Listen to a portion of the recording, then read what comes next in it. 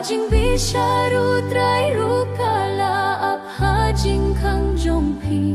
to pin kreno kloi ban yasuk bad uhi wanda jing khodiang akalong inda jing khodiang akalong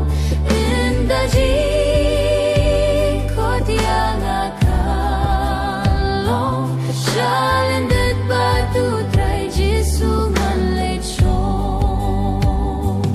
inda jing khodiang akalong inda jing khodiang akalong